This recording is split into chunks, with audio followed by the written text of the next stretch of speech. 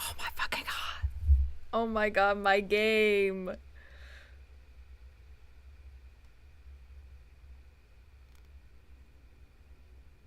No, my game.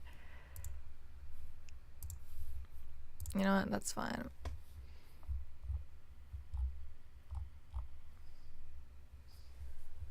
Don't laugh at me, monkey. I guess I'll have that up for now. I'm gonna try to open the game, see if that works. Not maybe I'll just play another one. Because I was trying to test it out earlier. And for whatever reason, this like one specific game keeps crashing.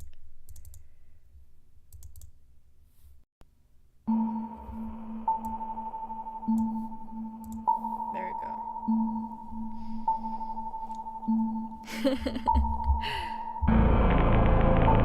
Okay, I think I fixed it.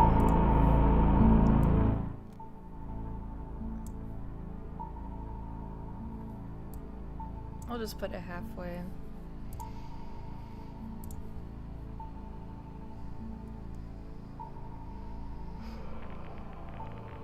Hold up. I think there may be like voice acting on here because it has the voice volume. So I don't know. Okay. In the garden, there are 7 symbols to which we must worship. Each one represents a concept linked to the creation of the garden. It's a nice picture. He has wings. Anyways, the symbols are entities generated by the creator to maintain the order and functioning of the garden. All beings born under the command of the garden have a limited connection with the representative symbol depending on the day they were born.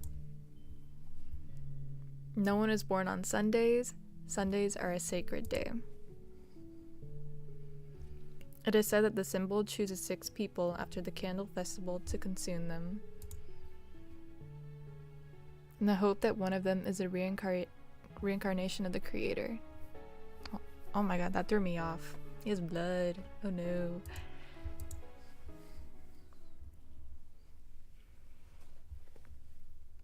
Your character's past doesn't matter. It's just another body for you to take. Something you're already used to, I guess. Welcome to the garden, a place used as a test. A disposable place after finishing playing it. The game is simple. You must not let the other characters find out that your puppet is connected to you. Your puppet will be sent as a gift for the symbols, and you should act as if you belong there. Please do not do anything that is outside the stipulations, nor summon the name of the representative of the void. This is strictly prohibited. Even if you are given the opportunity, don't do it. You feel yourself fall on a hard surface which scrapes your knees. It is a sharp knock, which makes a strange echo in the place. You can hear the sound of silverware being scraped on a plate. And then, dead silence. Something is wrong. I'm gonna open my eyes. You look where you have fallen, and then you realize that you're on a table. You fell right on a cake, causing your entire hand and part of your knee to be stained with chocolate. Am I sure that's chocolate? I hope so. Hey. You hear a voice behind you and reflexively, okay. You turn to see who it is. In front of you is a man who looks back at you in amazement. And before you can ask what's going on, he interrupts you. You shouldn't be here. You have got to be kidding me. I can't believe the distribution mechanism has broken down again. I have to do everything myself. There is no one here who is responsible enough to check if everything is in order.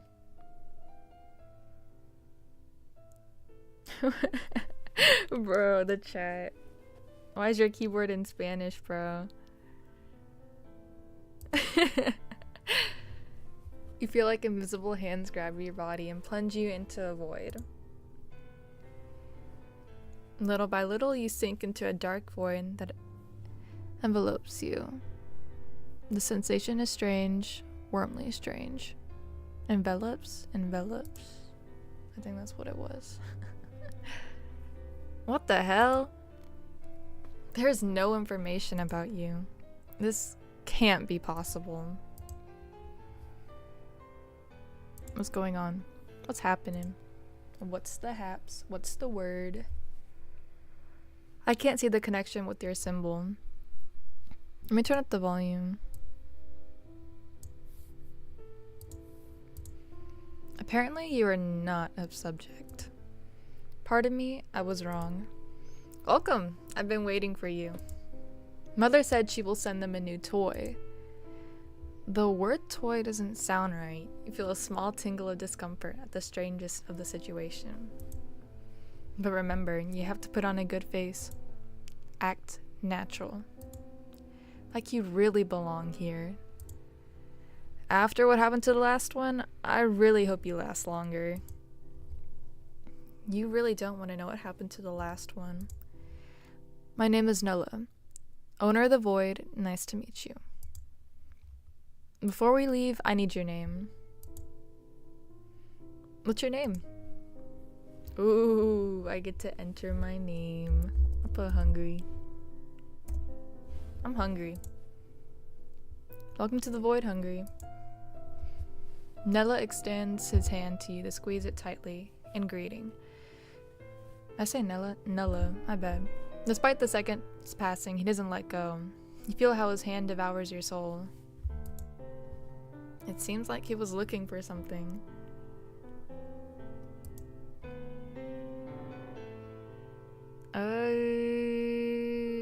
We'll make eye contact. You are. Nella's gaze turns blank for a second, only to be quickly replaced with eyes filled with wonder.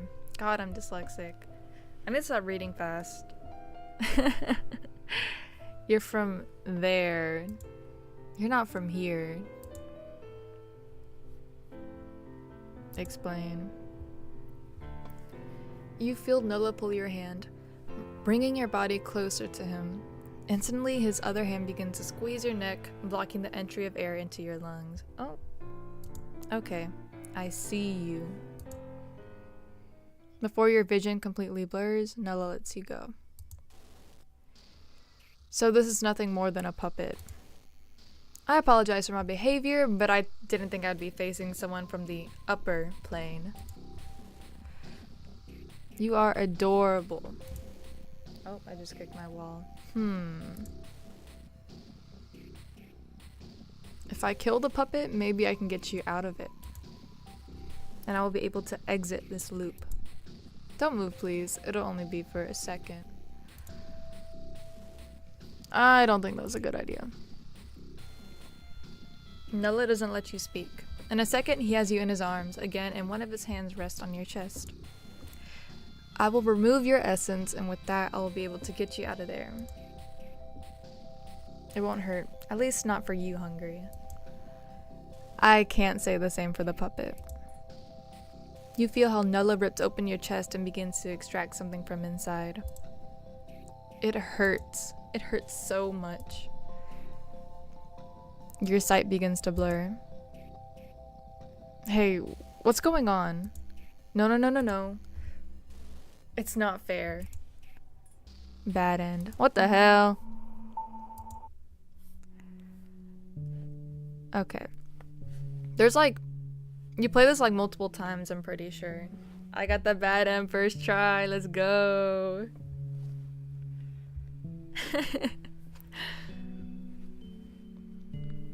In the garden, there are 7 symbols. That's the beginning, right? We can skip this.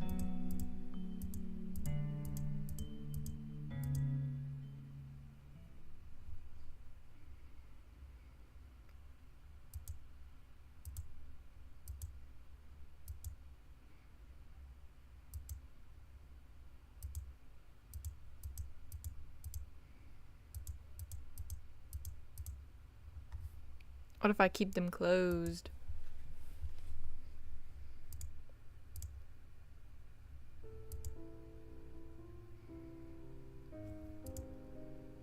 Hey. You hear a voice behind you, and reflexively, you turn to see who it is. In front of you is a man who looks back at you in amazement, and before you can ask what's going on, he interrupts you. You shouldn't be here. You have got to be kidding me. Yeah, it's the same stuff. Let's see.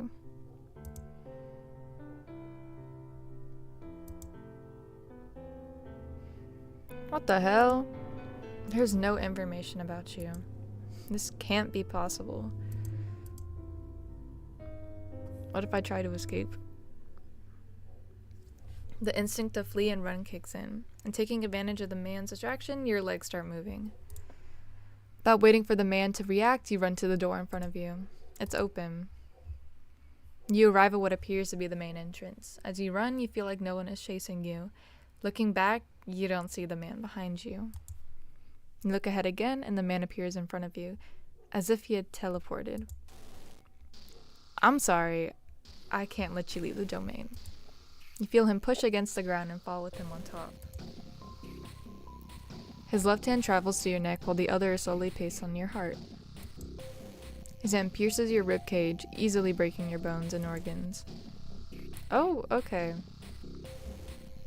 The last thing you see is how the man examines you closely. Your vision begins to blur. Bad end. Oh, we don't run away.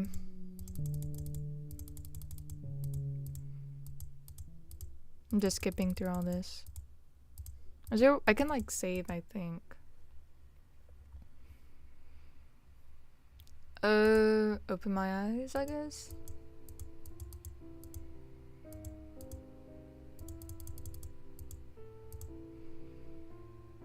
What the hell? Ask what's going on. What's happening?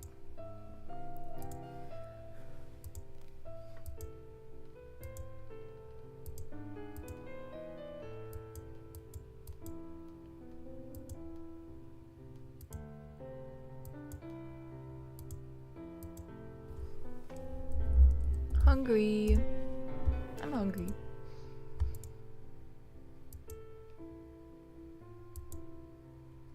What if I look away? You look away. You can't stand the way Nella's eyes make holes in your head. Your eyes travel to where your hands are connected. You're the first to let go, causing Nella to snicker. I guess Mother gave you life and didn't explain anything to you. How negligent of her. Today you will attend at the hotel. You will serve as a waiter in the dining room. Today some symbols will come because they have a meeting at my hotel. If you serve them well, maybe they will take you on as an apprentice. But now, you're just a toy, so be careful.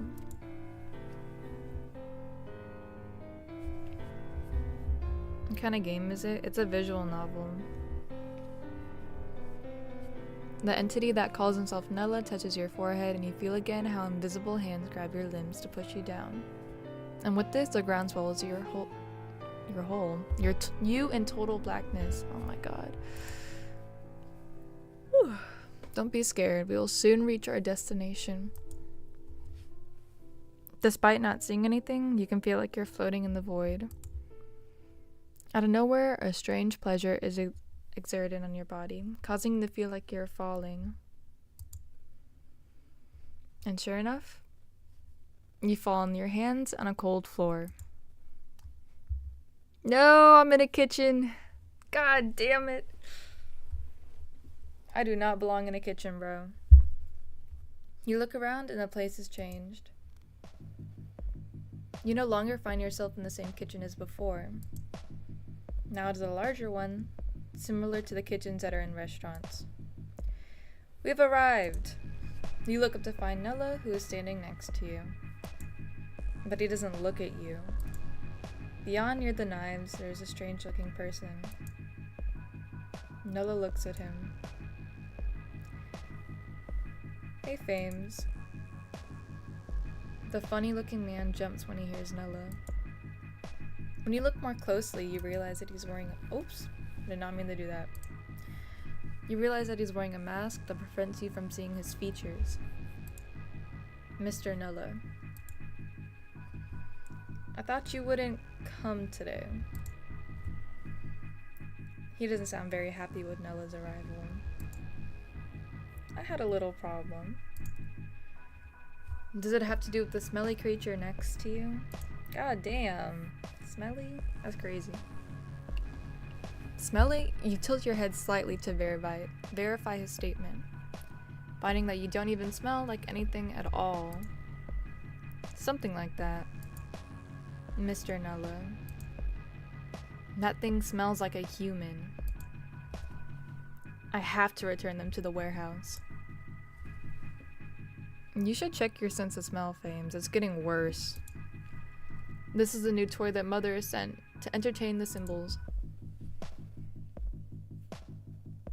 But the last one was completely broken by Quinque. I thought you and Mother agreed that no more would be made. Quinque? I don't know. I'll call him Quinn. That was because Quinn is an animal. He doesn't take care of things, but I guess Mother can't leave Septum without his weekly meal. It's obvious that you're burned by the favoritism. In a way, you feel like you're the third wheel in the conversation.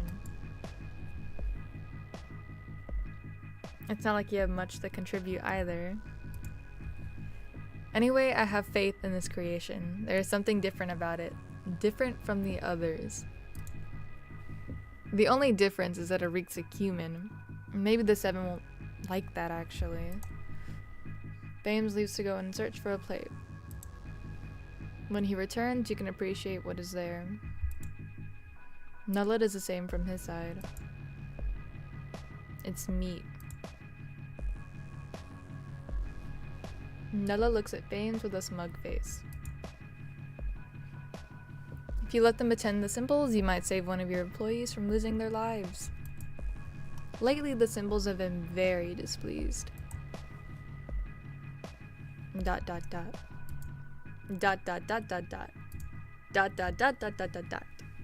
Many dots.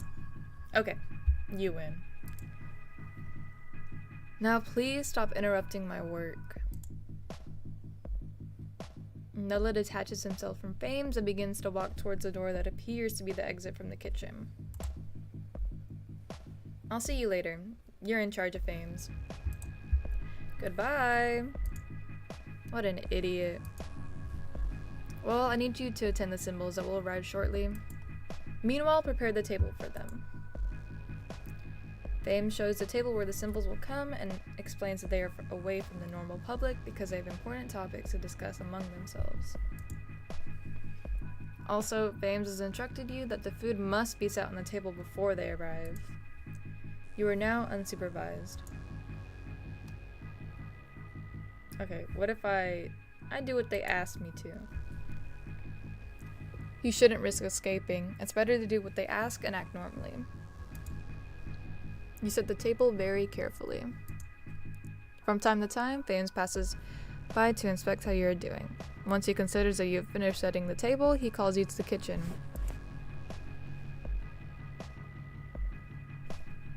He explains that you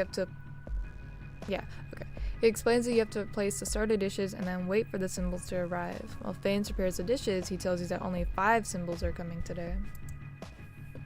Each one has an intimidating aura and are all very prone to responding immeasurably to his workers if they don't like something.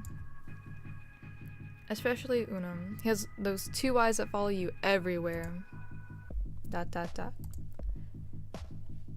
I heard those eyes were taken from Quater in a fight. I hate that brat. Once Fames finishes preparing the starters, he leaves them on the counter and reluctantly wishes you good luck. There are 5 dishes, but due to your lack of extra hands, you only take 2. 1 plate on each side. I should probably save when I think about it. Okay. You walk the same route you have been doing, but as you approach the table, you see that something is not right. It is not empty. Oh no! From the shock, you have almost dropped your plates. There are 2 people sitting comfortably at the table that are supposed to be for the symbols. They look at you. The blonde with the ridiculous crown looks at you expectantly while the redhead smiles at you from ear to ear. Its teeth reminds you of a shark's. There's a moment when none of you take the initiative or reacts. But the two don't seem nervous. It seems they're waiting for your reaction so they continue with their business. Oh no! Maybe not the middle. You suppose that these must be the symbols Anilla and Fames have been talking about. In a way, it's difficult for you to imagine that they could take the life of someone who works here. Well, they look pretty friendly. So not to tempt fate by making them wait, you decide to present yourself. My name is Hungry. Today I will be assisting you. The redhead looks at the blonde with a toothy smile. The blonde only looks at you. It kind of makes you feel nervous in your stomach. Hey, Septum. This is not a worker. Could it be Mother's gift? It's similar to the previous one, but better. The eyes. It's the eyes they have, and the smell they emanate. Emanate? Ooh, emanate. I know words.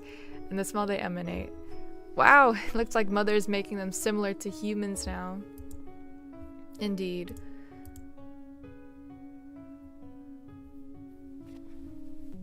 You don't know how to answer that, so you decide to look beyond the table and you realize Anella is watching you with an intense gaze. Can I be the first to use them? We must wait for the others. They say they would be late because Quinn was throwing a tantrum. You have to wait at least an hour. There's an awkward silence before the blonde breaks it. Between you and Quinn, I don't know who is worse. The redhead narrows his eyes, looking at the blonde with anger, but doesn't say or refute anything. Instead, he chooses to look at you, and crossing his arms, he says, "We can make the most of our time and start, so when the others arrive, we'll be ready. Besides, I never get the essence, only trashy parts. What would I gain if we started earlier? You always complain that they break it too quickly. Besides, the time you take when you turn is eternal. The time you take when you turn. That's so stupid. Quater says it's because you like to talk to the gift before devouring its essence. You're strange. That's none of your business. You wouldn't understand anyway. ... Many dots. ... I know. How about we make the most of our time and do that thing you do with the gift? More ... Talk? Talk to the gift? We would have to seal the table. Call Nella to do it. Nella. In the blink of an eye, Nella materializes next to you with his gaze fixed on the blonde. His Holiness Septum. The tone used by Nella for blonde Septum is a totally Shirley one. Surly. My bad. As if you had an aversion to just naming the blonde's title. Need something else? I want you to seal the table for a while. Hey, but I don't want you to hear what I talk about with the gift. I want privacy. And what do you propose? You could let the gift choose and summon one of your names. You sitting there talking about you look directly into Nella's eyes and feel how he stares at you, implicitly commanding you not to refuse. ... Oh, we've never done this before. Sounds interesting. Well, who will you choose? Who do I choose? Who do I choose? Oh my god. Oh my god. Chat. Help. Who do I choose? Oh my god, my voice is cooked, bro. I don't have any water in the house.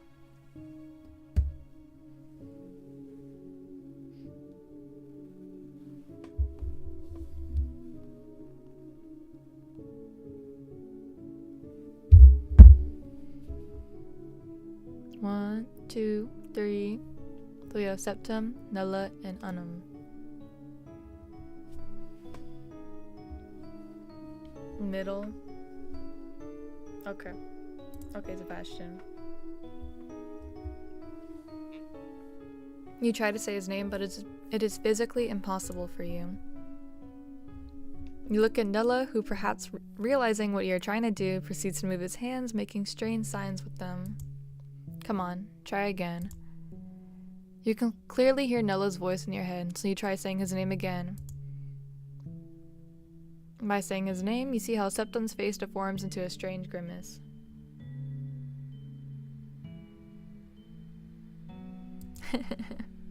Nella, on the other hand, smiles. You try to say his name, but it's physically impossible for you, so you point him out with your finger. Nella looks unsettled by your choice, but he quickly prepares to respond.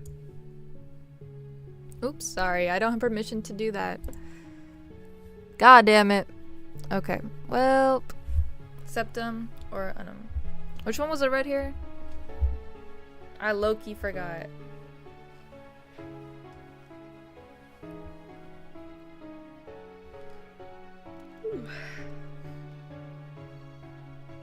Eeny, meeny, miny, mo. Bana, bana, bana, bum.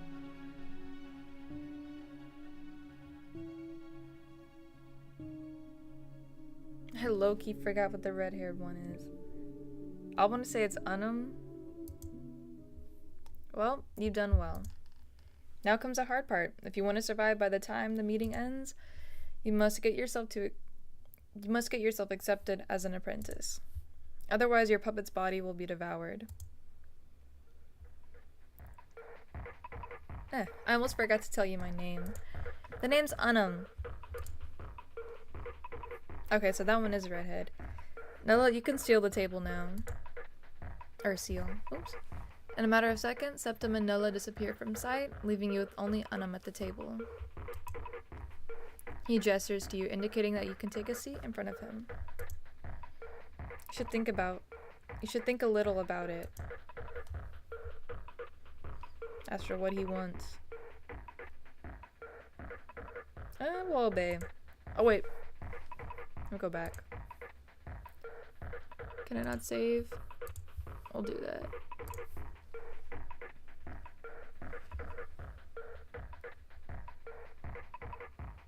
Okay. Obey and sit down. Yes. Okay, you don't really want to die. Call it instinct or whatever, but you're not gonna sit idly by and wait for your end to come. And if flicking this clown's boots will give you the chance to get out, then you'll take it. You could be in a worse situation, so sitting for a while wouldn't hurt. After all, your legs get hurt from a little from walking around so much. You sit down in front of Unum, who smiles at you from ear to ear, happy that you listened to him without much complaint. When you settle in the chair, you realize, well, you're not sure what to do or say. So you have 3 options. We're gonna save again. Start yapping. Without giving the matter any further thought, you decide to start yapping about your new hyperfixation. You tell him without much shame, since you decided to leave that, when you agreed to download this game, from the most minuscule and far-fetched info to the most disturbing and spicy. You're talking a mile a minute without realizing it. The thing is like you're chatting with a friend who shares your strange taste. But so far, you don't dare to look at his reaction. It reaches a point where you chatter so much that you think about how your tongue is gonna get tangled. That's when you decide to take a break, take a breath, and shut your mouth. In fear, you look up to see Unum's reaction.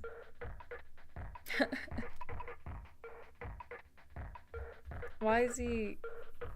Oh my. Bro's fascinated with my yap. They forgot your cane saw, so hell no, bro. Go back. Trust. He looks at you with his mouth open, almost fascinated. Noticing your silence, he speaks. Come on, Hungry. Continue. You didn't expect that reaction, but that means you're doing it, right? And maybe you'll end up turning Unum into just another fan of your hyperfixation. If you haven't already done it. Doesn't sound bad after all. ... After talking endlessly about your hyperfixation, you find yourself with nothing left to say, so Anam looks at you for a while. Anam waits a long time before starting to cut the piece of meat that you brought earlier, which must surely already be cold. Slowly, he brings it to his mouth. Be my test subject. Oh. Okay. You have no choice but to accept being his test subject. But you don't know whether to trust him or not. So far, he's done nothing but take everything lightly. What guarantees do you have that he's not deceiving you? Do you accept? I need you to respond quickly before Septum asks to remove the seal. If you accept, I'll take you to my domain. We're gonna save again. We'll accept. Alright, I'll go with you. I'm not doing his evil laugh, bro. I promise not to break you too quickly. You really have no idea what the hell you've gotten yourself into. Maybe Septum would have been the better choice. Alright, when Nella removes the seal, you must stay completely still. You nod your head. Not even the 3 seconds pass when you feel a strange pressure in your body. You assume it must be Nella. Nella and Septum materialize right when you last saw them. Nella standing next to the table and Septum sitting beside Anam, as if they had always been there. Wow, I didn't think the gift would come out in one piece. Congrats. Septum is a... Oh my god, Septum. That's his name. Septum is interrupted by Anam, who lunges at you. Oh, hell no. It's like a FNAF jump scare. That's what I imagine him doing. If it weren't for Anam's speed, you surely would have moved to avoid him. But since your reflexes are slow compared to Anam's, you stay still as stone. Anam's arms wrap around you, squeezing the air out of you with how tightly he's holding you. What the? Suddenly, you stop hearing Septum's voice and the ambient noise from the dining room. Bro kidnapped me. That's crazy. The sensation of hands caressing your face invites you to leave your subconscious. You open your eyes, but the light in place prevents you. It's bothersome. You don't know how long you've been unconscious. You feel the same hands giving you gentle pats on the cheeks, each one getting stronger as the second passes. One strong enough to hurt makes you scream. You open your eyes abruptly, and the first thing you see is Anam with his stupid grin. Stop it already! You scream with so much anger that Anam stops abruptly and looks at you with wide eyes. You have pain receptors. Excellent. It seems the smell you emit is correct. You belong to the human race. Anam's expression shows how exalted he is, which you don't like that very much because you know from your own experience that this doesn't lead to anything good. You decide it's better not to let him get more excited than necessary, so you ignore him to observe your surroundings. You find yourself in a bed spacious enough for 2 people, in a room that, to be honest, could belong to a king. And this place is so immaculate that it doesn't even look real. You like it? This will be your own room. I was thinking about it, and I suppose it would be impossible to leave you in the residence of my wives. Wives! Why? Oh, hell no, bro. He's got a whole, like, harem. That's scary. They would devour you as soon as you step foot in the place. Wives, not just one, but more? You can't help but feel pity for the poor women who have this brat as their partner. You feel that he probably doesn't dedicate enough time to each of them. I spoke with Septum and Nilla and told him that Mother will make another gift so that everyone can have their part. That means you're my property now. This is the first time I've had a living human in my domain.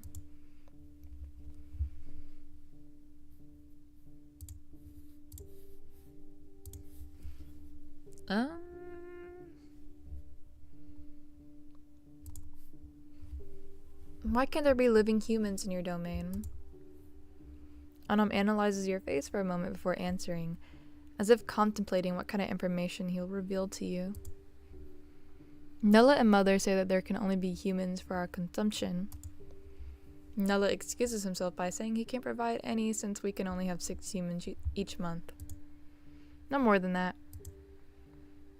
And that's why Mother makes a gift every Sunday as a placebo, since human flesh is vital for our physical form but very addictive. You are the placebo. Although it's the first time a gift smells like a real human. Oops. I'll ask about Mother. Who's Mother? Mother really hasn't made you like the others. Ponders before answering. Mother is the embodiment of the garden itself. All of this is Mother. Mother takes care of us and we keep her alive. You suppose now that you understand a bit more. It's like a mutualistic relationship. Both parties benefit. Well, you must be hungry. I read somewhere that humans have meal times and eat more than once a day. Although Septum does it all the time, the times I've been in his domain, he sits at the table in the mornings, afternoons, and evenings to eat. I ask him why he does it, but he always tells me it's none of my business. Nulla also does it sometimes. Maybe that's why they're both so strong. I don't need it, but maybe I'll even try it now that you're here with me. For some reason, it feels kind of endearing that he talks to you so freely, like an old friend. And the fact that he's been reading information about humans makes you wonder, how long has he been planning to have one? It makes you feel like a pet that its owner talks to after getting home from work. Walk behind me and don't separate. My wives like to come to my residence and relax. Escape seems to not be an option for now. You don't want to die trying. He leaves the bed you're in and waits for you at the door. You get up and begin to follow Unum through the hallways. You walk so close to Unum that you're almost on his heels. You take time to reach to the desired place, always under a silence that is neither comfortable nor uncomfortable.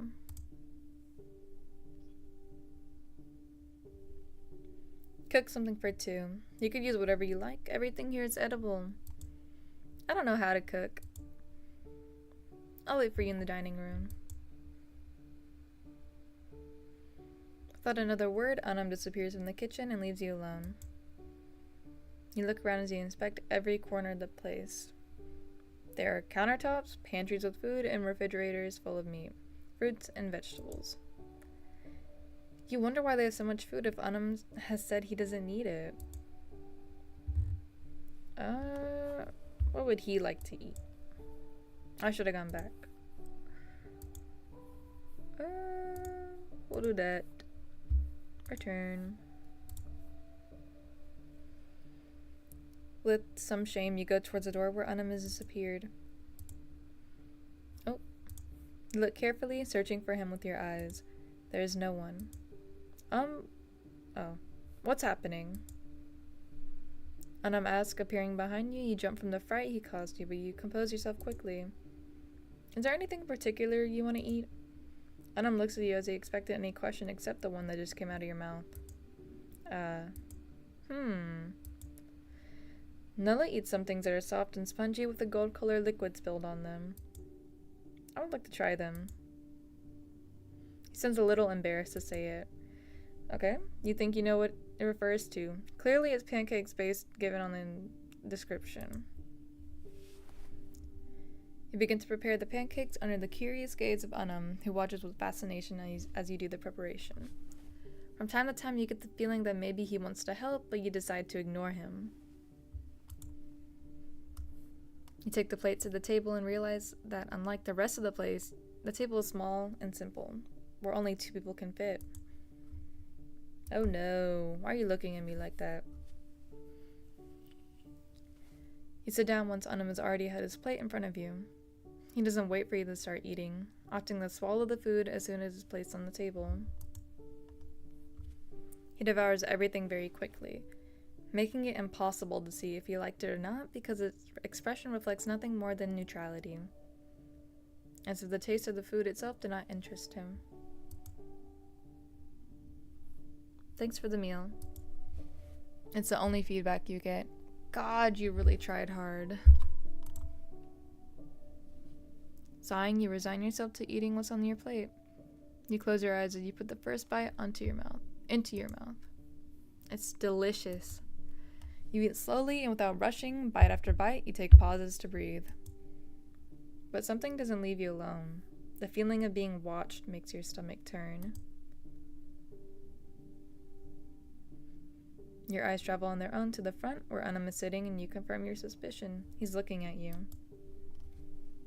It's fascinating. Your body changes all the time and it's never the same. From your breathing to your heartbeat, you don't like the way he's looking at you or the tone of his voice at all. What do you mean? I want to know more. You hear a crash. Chairs being thrown to the ground. Oh no! No. You're not able to process what's happening until your back hits the wall and Unknown grabs you by the collar of your clothes. You don't know how long I've waited for this opportunity. If I break your chest or remove any organ other than the heart or the brain, how long will it take for your body to shut down? And if I remove your tongue, will you be able to will you be able to keep eating or even speak?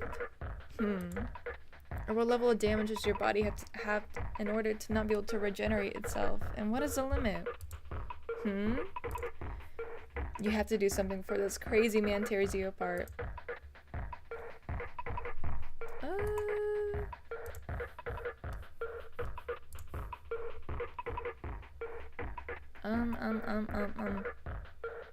Panic and beg for your life.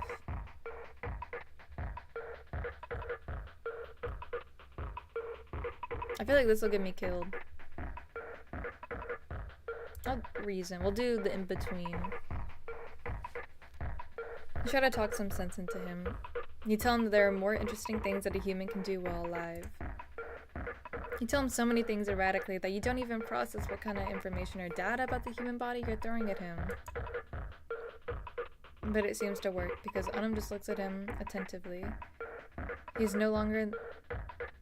no longer has that exalted expression from before. Without warning, Anam takes your arm with an unusual sense of delicacy. Oh no. Anam looks at you completely serious as you squirm under his grip due to the strange shift in mood. His mouth is dangerously close to your arm, so close that you even feel the heat of his lips brush up against your skin. Is he gonna eat me? Is that what's gonna happen? I feel like just like all I hear is a chomp on my arm, you know? You mentally prepare yourself for him to tear off the limb with his own teeth. From here I can feel your heartbeat. Is this what they call a pulse? Awesome.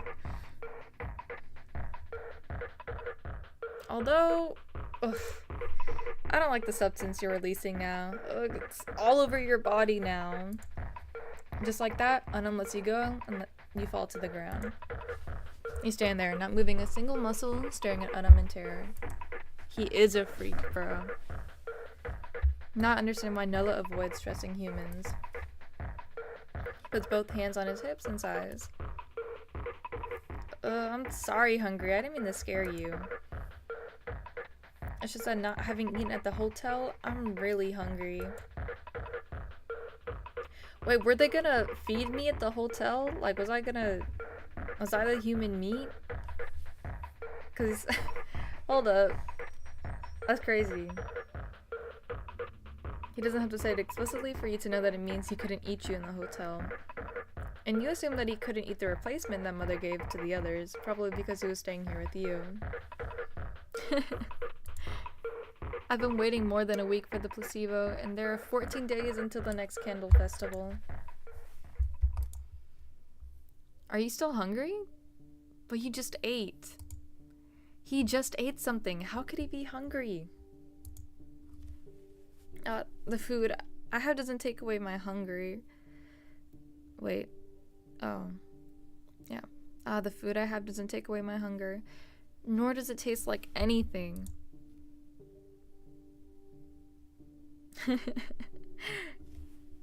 I was a placebo. Yeah.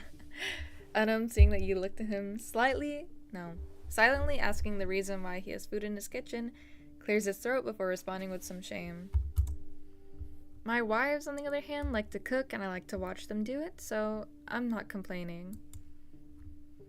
While Unum speaks, you try to calm your nerves. Clearly the deity in front of you is unstable. Or at least it becomes unstable when he becomes exalted. But you have no choice but to continue and adapt to survive. Since escape is not an option at this point, although you like to know what your true purpose is here. About becoming your test subject? We can talk about it tomorrow. No. You say firmly. You want to know if being his test subject will allow you to survive at the cost of your physical or mental health. In that case, you really prefer that he kills you once and for all. After all, you can try to survive again with septum or nulla. If I become your test subject, I need to know in advance what test you'll do. Oh, he seems uncomfortable. Oh no. I don't want to read this. Okay. I read that humans can create something similar to what the creator made, but different. It's something progressive that doesn't go from nothing to everything instantly. You try to understand what he means but nothing comes to mind because his explanation is somewhat vague. And seeing your silence looks away and you realize that his ears are red. You doubt it's from rage. No, bro.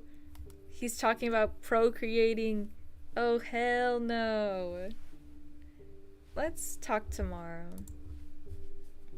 I will close the residence so that no one can enter. You're free to roam the place and do as you please. With that, Unum leaves you, disappearing from the place. ... I want to explore. We'll save. And then we explore.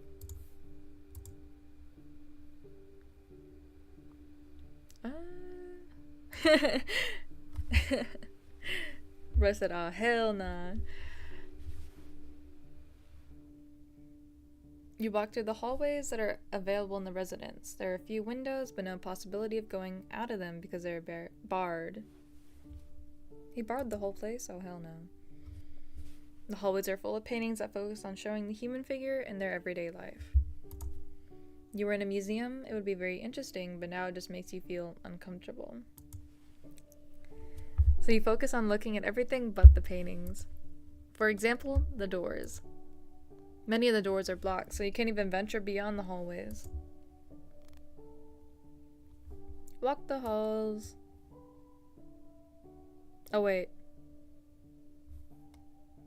Already did that. Investigate the rooms. Many of the rooms inside the residence are locked. No matter how hard you try, you cannot open the doors. Although there are some things that are open, but they don't have anything interesting inside.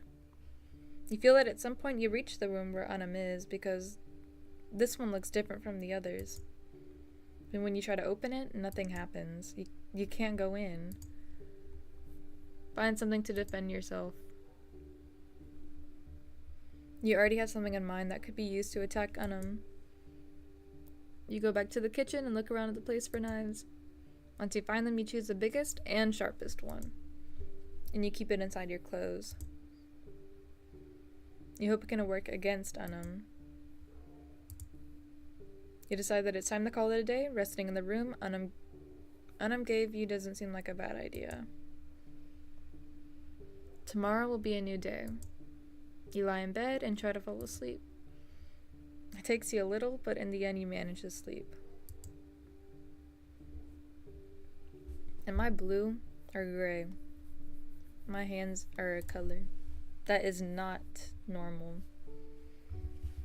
You don't dream about anything. You open your eyes heavily and you feel like you haven't been able to rest at all. Not at all. You're finally awake. His voice makes your eyes focus. And you find him sitting on the edge of the bed, staring at you with wide open eyes. I made you morning food. With a smile full of sharp teeth, Anna presents you with a tray of fruit and poorly made copy of what you prepared yesterday. That's supposed to be pancakes? Oh no. Anam looks proud to show off the breakfast, but the more you look at what he has in his hands, the more imperfections you see. You can tell he has no idea how to prepare food.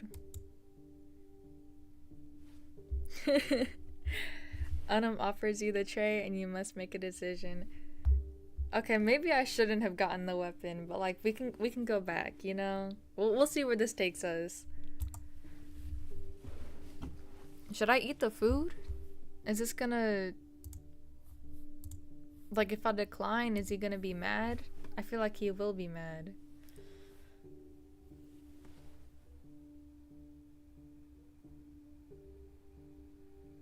I just realized my live chat is like not showing up on the side.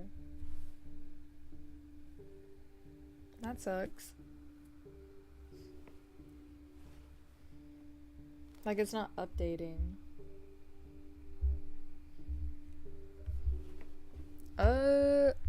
Let me see if I can fix that real quick. Y'all can decide what I choose while I do that.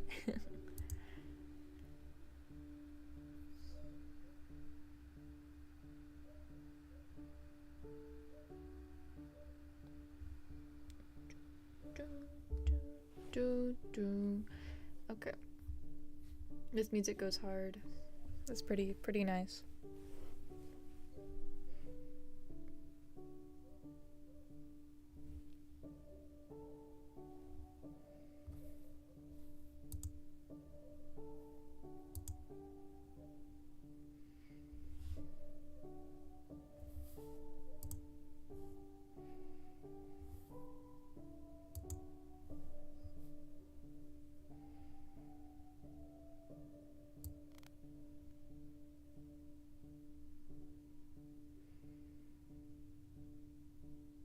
I'm gonna move the gameplay a bit. I just realized it was like more to one side.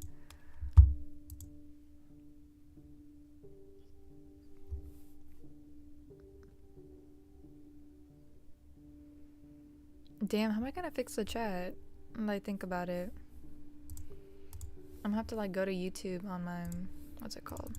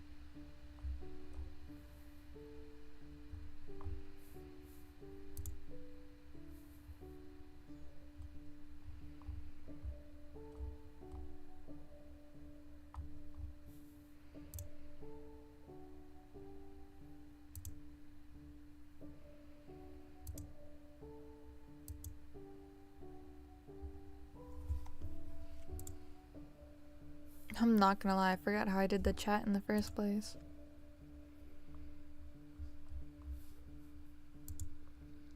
I wanted to update it though, so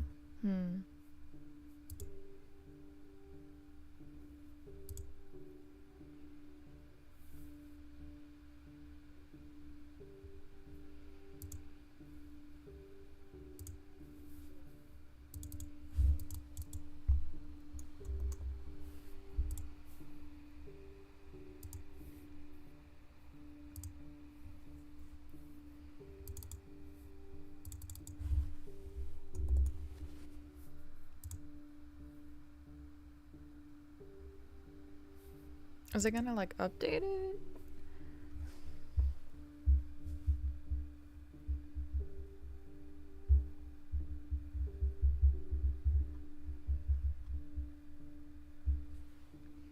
Oh, I think I did fix it, maybe.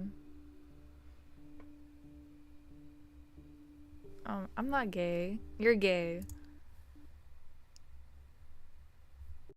Oh, my game crashed. God damn it, maybe I am gay. We'll do... I'll do this. Did I save right? I did save right there. I should have.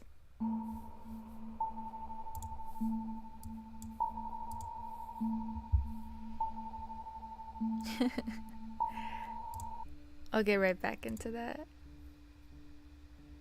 Okay. We'll accept and eat it. You don't have the heart to reject him. With fear, you prepared to eat what you have on the tray. The fruit clearly won't taste bad. What Unum has cooked instead, regardless of what it tastes or look like, you're gonna eat it. You try to put it on your best face when you eat, but the taste of this stuff makes it difficult. But you have to because Unum looks at you with a smile from ear to ear while you eat. He's so creepy. He probably knows it tastes bad. You stay in the room for a few minutes. Unum at the foot of the bed, and you start looking out the barred window.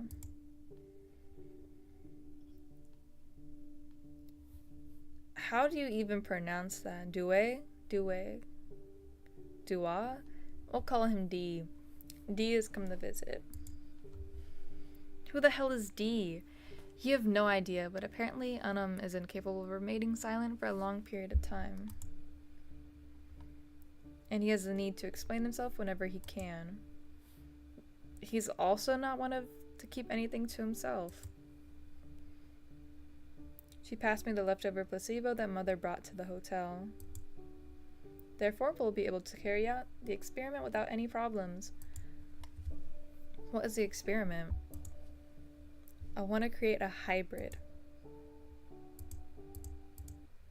A what? You jump out of bed because of the bizarreness of the situation. I've read that humans go through a cycle that keeps them constantly changing, and thanks to that, they're also able to produce offspring.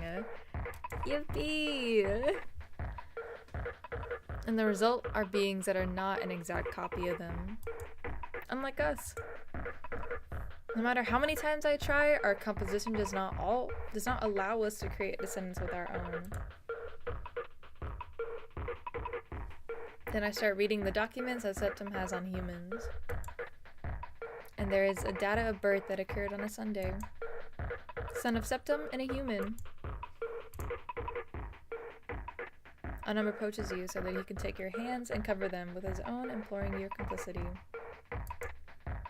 You can't believe it. If you accept, I swear that I'll take care of you and you will live with all possible comforts. Please. Oh, this is where I can stab him. Alrighty. These are the endings, I think. Probably. Maybe. We'll accept for now. We'll go down the list. ... You don't know what you're getting into, and you have no idea what the procedure will be like, but understand the promise that you can live and you will do anything. Okay, let's do it. Anand looks at you with his mouth open, processing what just came out of your mouth. And as if a light bulb went off inside your head, Anand grabs your cheeks and crashes his mouth into yours. No! No! I'm literally... oh my god. This is crazy. What would this be referred to as? I'm just like... I don't know. But basically my whole purpose is to give this dude a fucking child.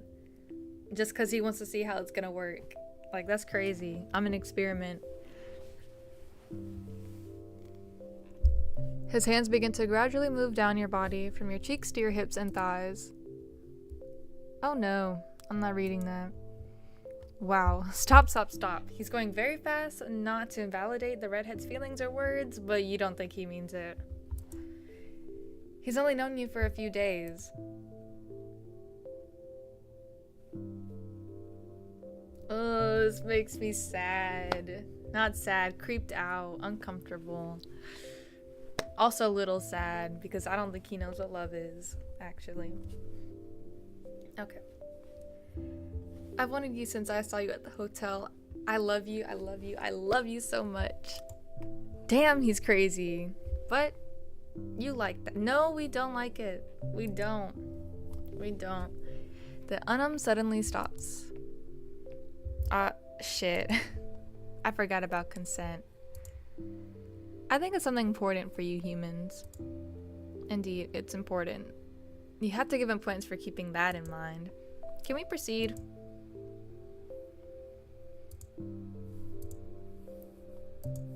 What if I ask? You think you two are probably not thinking the same thing. So you decided to ask with some embarrassment. How do we do it? It's very easy. From what I read, Septim preferred to use this mode. I must combine your soul with mine. Oh. Soul. Gently he removes something shiny from it. Is a transparent spear dripping from with a gold-like liquid.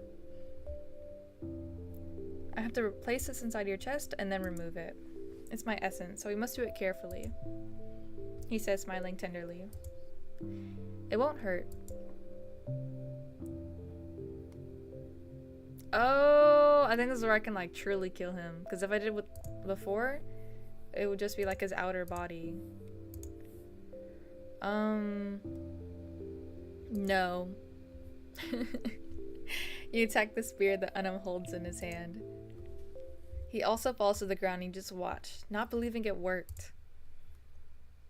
A few seconds pass and Unum still doesn't move. Huh, you're the first to reject him, and he didn't even expect that. Good job.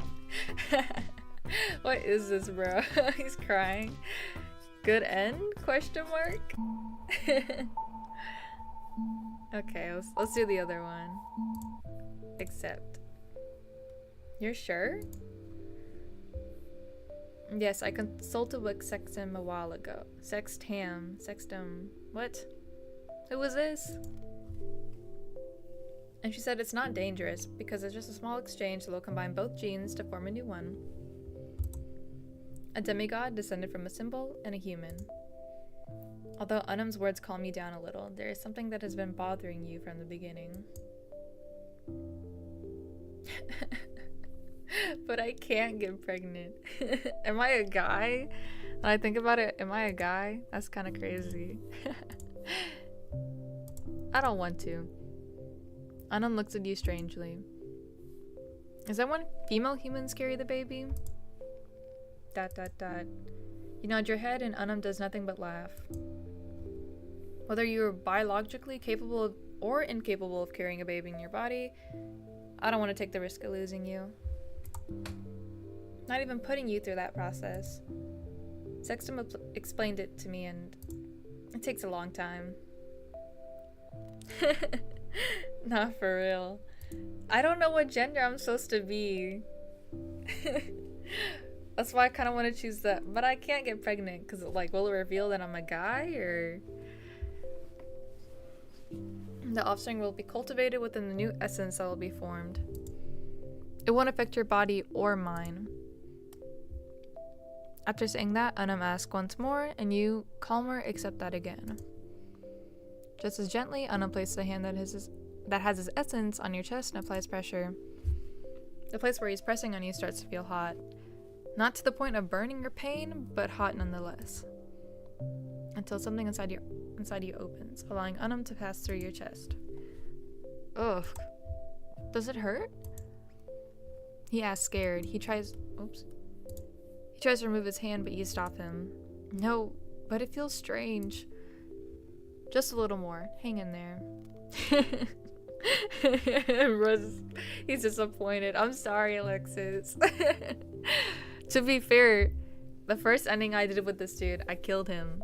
So, let's appreciate that. You both stand still for a long time, and you wonder how much longer it'll take for the exchange of essences to end. Meanwhile, Unum observes your features with fascination. dot dot dot. There's a moment when you feel like your chest starts to burn. It hurts you a little, but you endure it. There, that's it. Anna removes his hand from your body with the previously gold-like colored essence now taking on another color. Anam examines it before giving you a smile that shows all his teeth. With great care, he places the essence in your hands, extracting a large part of it to form two. One gold, and the other one you have in your hands, a beautiful red color. You observe it for a long time, and you notice how there are movements with essence. Something is forming. Anam, for his part, places his essence back in his chest, guarding it. I'll place the baby in a safe room. What is this supposed to do? He warns you before taking the baby from your hands and carrying them out of the room. It's a little orb. I wouldn't call that a baby. In a way, you feel this whole situation is bizarre. Your body feels heavy, as if you had to run 4 kilometers without rest. It's strange, like he's taken out part of your body, an important part. But you are complete. There's nothing missing. If you want, you can rest here for a while, Anam says as he appears back in the room and settles into bed. You decide to lie down for a moment, and without realizing it, you close your eyes for a moment. I see that you have eaten unsanctified food. Inside you, there's poison spreading little by little. Sorry, I can't control how my fruits are consumed. Anam is an idiot. You wake up, suddenly, feeling a drop of cold sweat running down your neck. The first thing you see is Anam looking at you closely, almost inspecting you. Your breathing is constant when you rest. Impressive. Honestly, you'd rather make him Rather make him these kind of comments than have him freak out for 5 minutes, wanting to break you into pieces to discover how your body works. Oh, okay. Have you been watching me while I sleep? Yes? Is it forbidden to do so? No, but... You stop when you feel your stomach turn. Something inside you burns. You get up quickly, thinking you'll throw up. But the only thing that comes out of your mouth are red petals mixed with blood. What?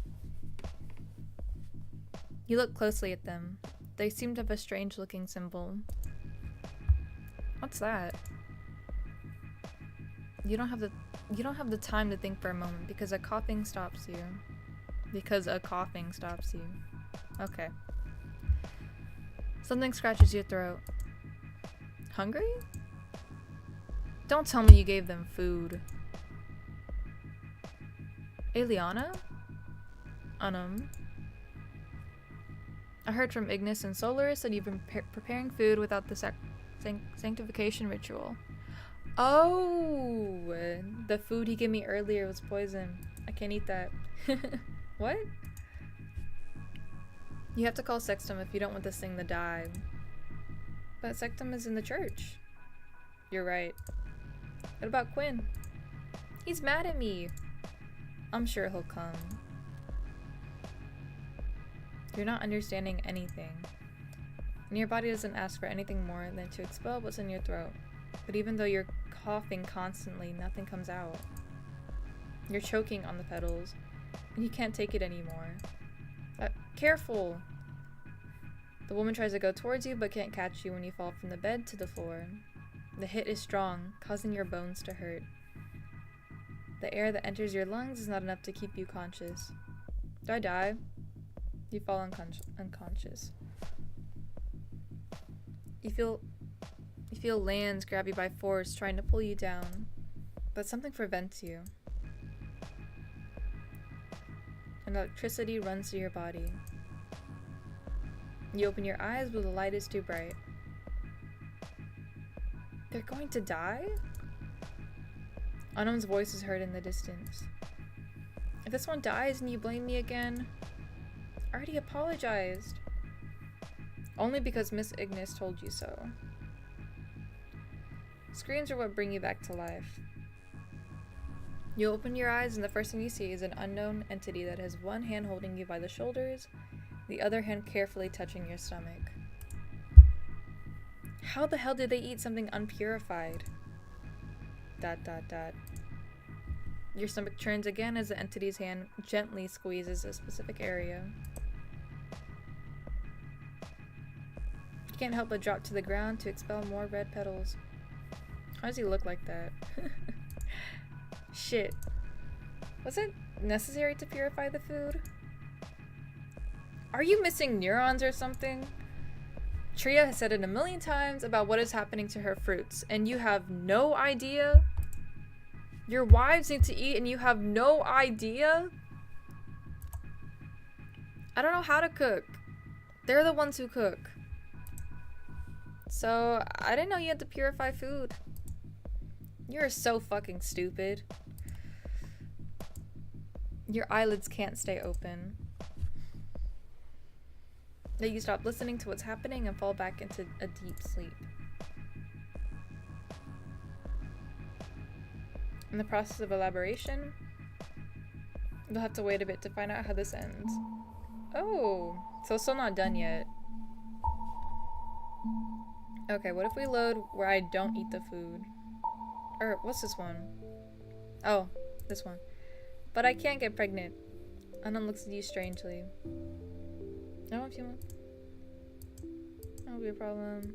Okay, it's the same thing, I think. Yeah. History? Load.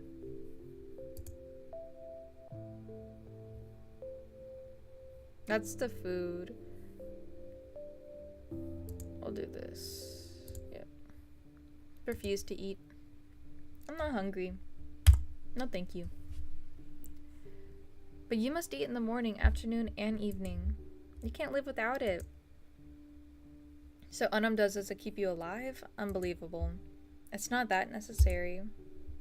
Oh. He sounds disappointed.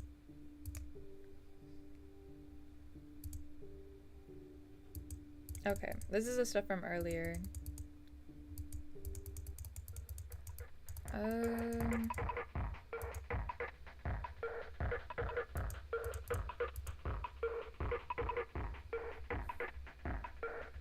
I'll save this one too, because this will be the route where I don't eat the food. I'll put it right there. Okay, we'll accept. And be like, okay, let's do it.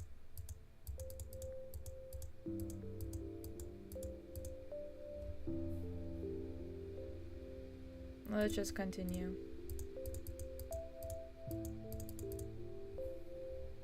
Accept. I don't want to get pregnant.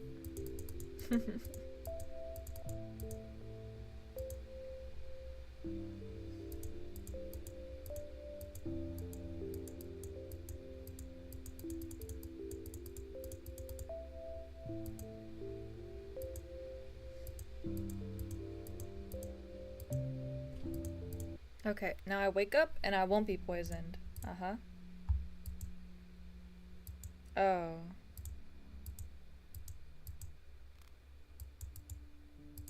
Is it the same thing? Even if I don't eat it?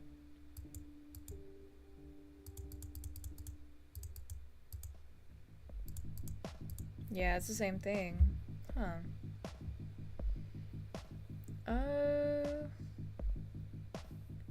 History load. Okay, what if we go over here and we're like, nuh-uh-uh. Oh wait, no. This one.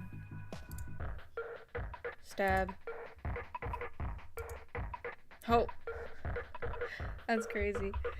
When you feel it, you stop beating and grab the handle of the knife and stab Unam in the head with all your strength. He stops moving, going completely still. You notice how the knife is laying perfectly on the redhead's head, even going through the skull. Nope, that's not gonna kill him. Unam still doesn't move, so you assume he's dead. You release all the air you have in your lungs and try to remove the knife from Unam's lifeless body. It's stuck. One hand covers your grip on the knife, and pulling hard extracts it. Seeing Unam alive without a trace of red at the side of the wound is a shocking image. Even more so, what emanates from the place where the knife impacted is a golden liquid. You really thought that was gonna help you. Pathetic. With the same knife, Anam decides to finish you without hesitation. Oh. Bad end. Don't play with knives. So to kill them, you have to hit their soul. I kind of expected that when the soul thing kind of was brought up before he like implanted it in me. You know? Okay. Go back to this one. We'll decline. I can't. You say as quietly as possible, afraid of how he might react. But you won't do it. Not even because your life is at stake.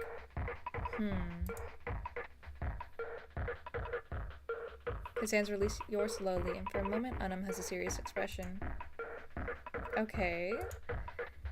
You can't believe it. Has it worked? Will he really leave you alone? Will you be able to get out of there then? I see I have no more reasons to keep you here. And I'm not hungry anymore. You can go. Anam walks you to the front door, staying in front of you the whole time. He doesn't seem upset or anything. But he also doesn't have that light attitude that he's had since you met him. It's strange to see him so calm. He opens the door for you and invites you out. Something is wrong. But you cling to belief that you're steps away from from your freedom. With your head down, you walk through the doorway. And Anam closes the door without saying anything. Now you're outside. You're about 10 steps out of the door when you fall, feeling a stabbing pain beneath your knees. You fall and roll in the grass. If it weren't for your arms, your face would probably be scratched up. You try to stand urgently, but the pain is so much that you can't even do anything but crawl. You raise your head to understand why your legs don't respond. With terror, you realize that your legs are no longer connected to your body. You scream until your throat starts to burn. And feminine laughter joins your screams in an almost angelic chorus. The last thing you see is how several hands are tearing you to pieces. Are these his wives? Anam let you die. Damn. Well, I can't say no. Okay. Panic and beg for your life. Recite a plea that can save your skin. Please don't hurt me! Please! Oh? Anam examines you closely, focusing on your eyes. You try to calm down, but it's impossible, and you can't help but sob while you beg. Once one comes out, the others follow in a tailspin. Tear after tear comes from your eyes to run down your cheeks and then fall onto your clothes and part of Anam's arms. The redhead observes your path your tears take, with an expression that you cannot decipher. Please, I swear that, One of Anam's hands hit your jaw, holding it tightly. What is this? Is this what I think it is? God, it's like you're screaming for me to devour you. That face you're making. I can't take it anymore. Oh. Okay. Well. Bad end. Crying doesn't achieve anything. What if I fight him? You refuse to be killed, and with tears threatening to come out of your eyes, your legs begin to kick and your arms try to push Anam away. Some attempts make contact with the redhead's body, but he is not affected by it. Like it didn't hurt at all.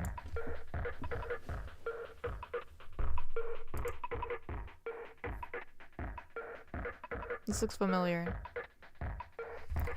Anam looks at you, completely serious, as you squirm under his grip due to the strange shift in mood.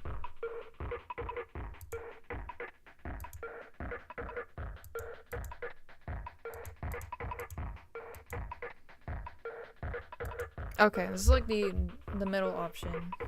Okay.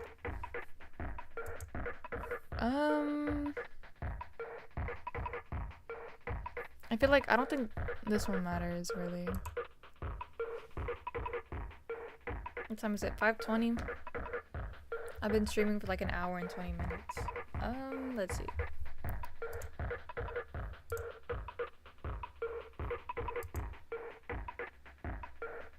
What was this one?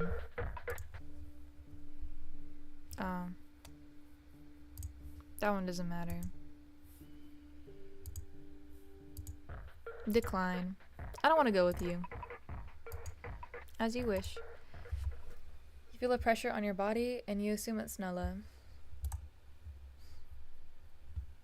Suddenly they appear in the positions they were before. Nella is standing on one side of the table and the other sitting. Nella looks disappointed when asking how it went and quickly understands they haven't taken you on as an apprentice. He shakes his head slowly as he looks at you. It's not long before the sound of trumpets is heard at the entrance to the dining room.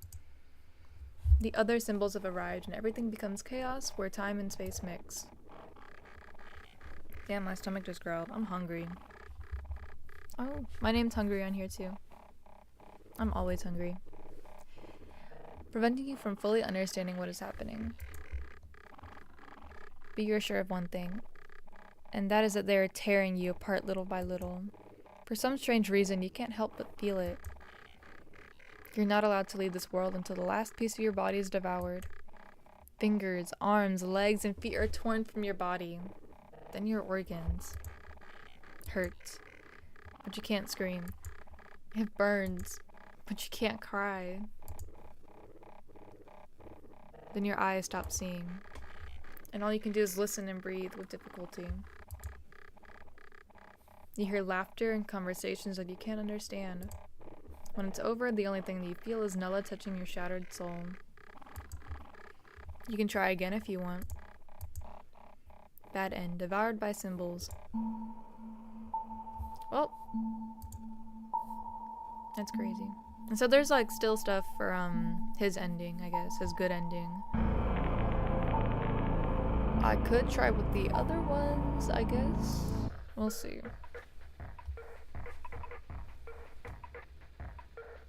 Oh, let's see if this takes you anywhere.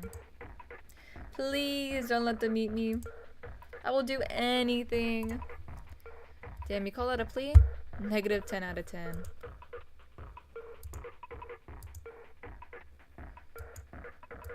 Found it funny. Oh. Oh.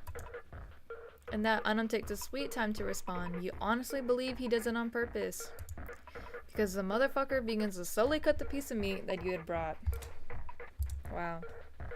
And ever so slowly, he takes it to his mouth. Anything? Yes. Be my test subject. Okay. So that leads to the same thing as well. What about... Oh no, that's not it. This one. Wait for him to break the ice.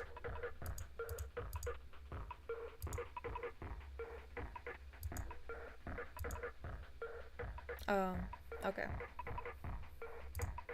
Well, I think I like went through his thing. Most of it at least. I feel like the only thing that we haven't done is like probably other endings where I die. Or the one that's not complete. How about this one?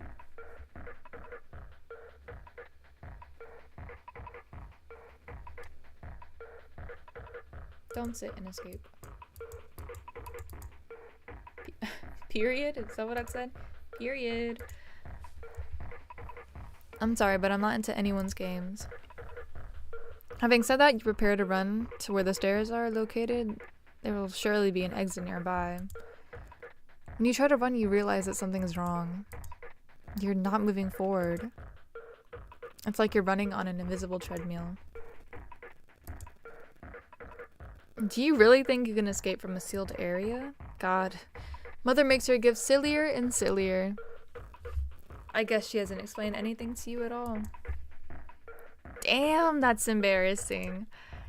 Release her creation to the butcher shop without even explaining anything to it. I wish you could see your face. Pathetic. I got excited.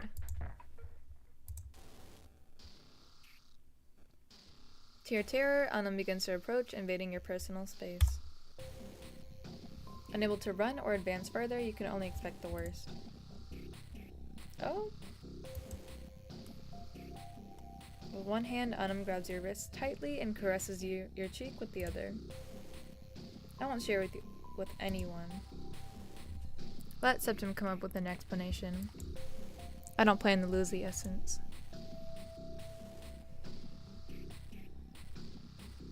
You feel your chest being broken, a hand searching inside you and search for something specific.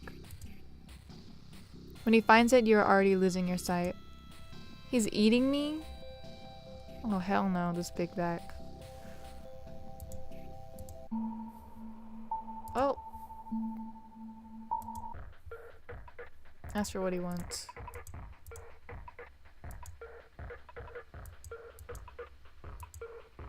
They don't have all day. Da-da-da. Okay, so in this one we still sit down. Alright. Back to history. I think this is where we decide who we go with. Oh, it's like right before that. My stomach growled again. God damn it.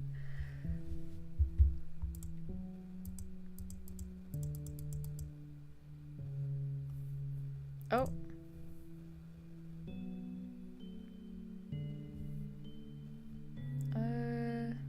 Save. We'll go to 4. Return. Introduce yourself as a player. I know it may sound very strange, but I am nothing more than a vessel that is linked to an entity from another plane. They control me, and right now they have broken one of the rules that we're initially told not to break. And that's enough. If some characters have problems later, it will be your own fault. Let's continue. The blonde's voice resonates both around you and inside your head. A chill runs through your body. Don't laugh so loudly. I didn't remember that they had so much autonomy. You don't know how to answer that, so you decide to look beyond the table and you realize Anella is watching you with an intense gaze. Can I be the first to use them? You must wait for the others. That's where the blonde breaks it. Between you and Quinn, I don't know who's worse.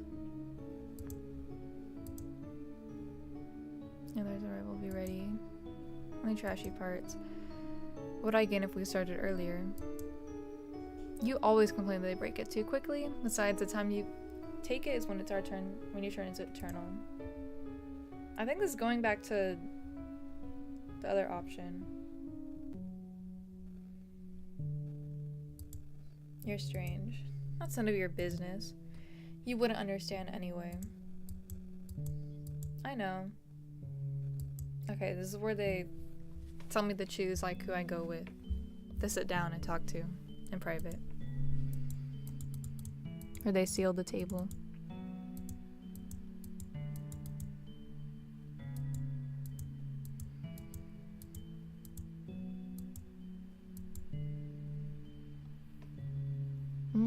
We will save.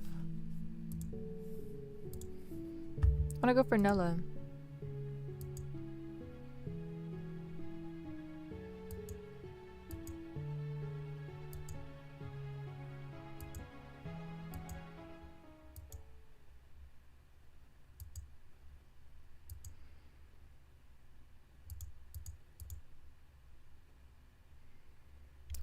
Hold up.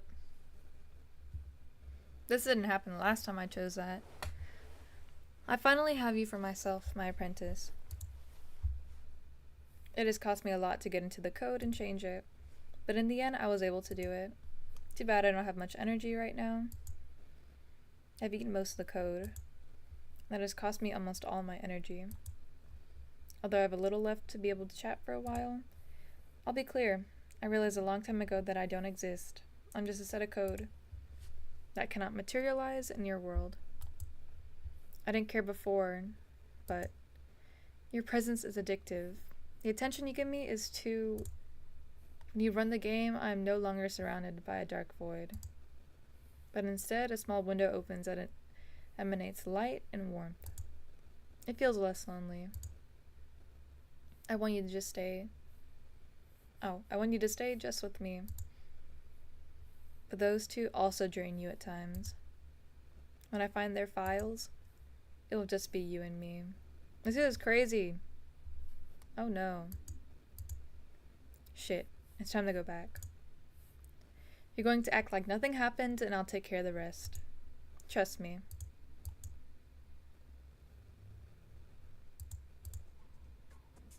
Unum holds back a laugh. Did the gift say Unum's name? I don't believe it. While Unum laughs, Septum has a serious face. Mother forbids you to take any gift. This summon cannot be possible. I demand that you give me the gift. I will keep it. I'm very sorry, but here we are governed by words, and my presence has been requested. That being said, Nella takes your hand and, securing the grip, skins you to the ground. A dark portal opens beneath your feet and quickly engulfs you, preventing any reaction from Septum or Unum.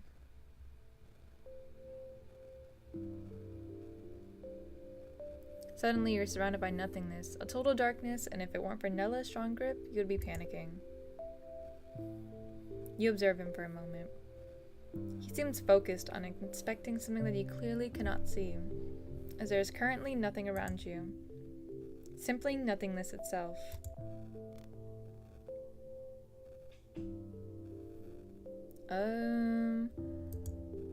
We're gonna save right there. What was that?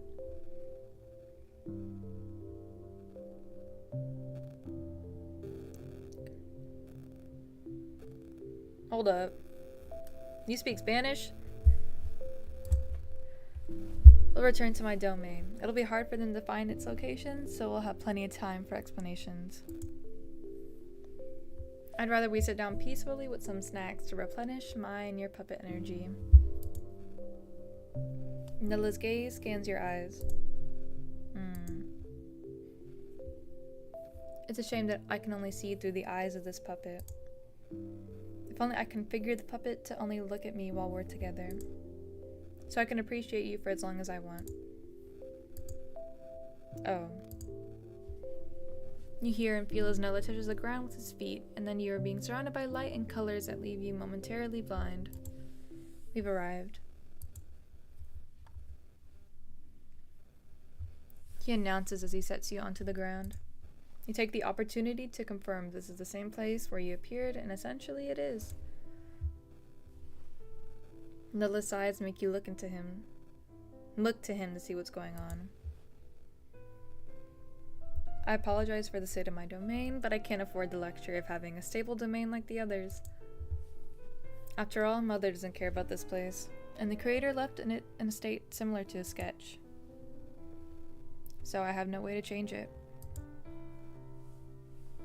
He sounds regretful, though his face doesn't show it, as he still has a smile fixed on his lips.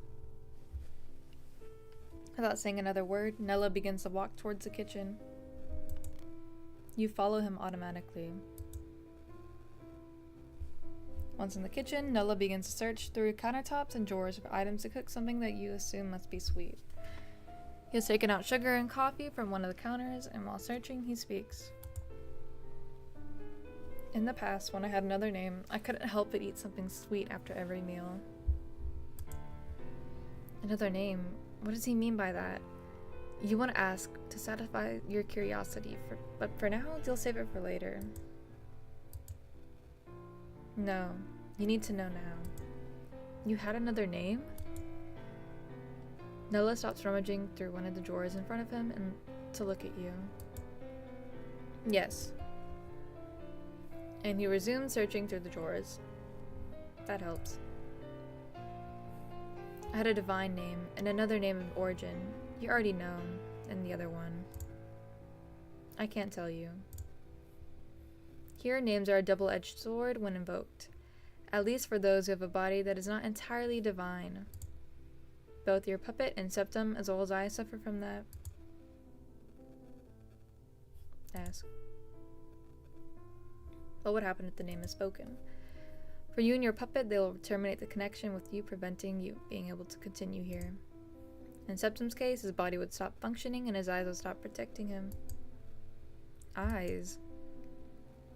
Here the eyes are a protective barrier. Septum has 7 of those in the shape of a halo. Onum has 3. 1 originally and 2 more that he stole from Quaidor. Although his original eye remains permanently closed for protection. How paranoid.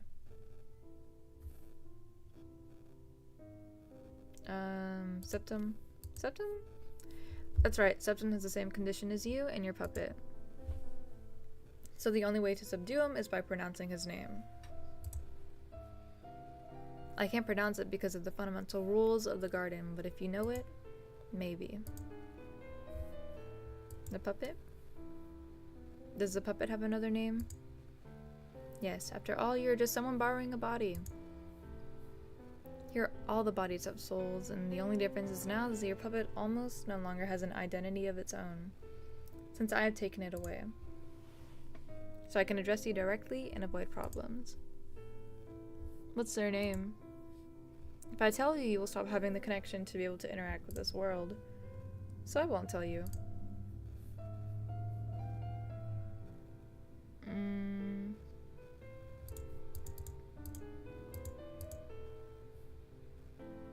That's not correct.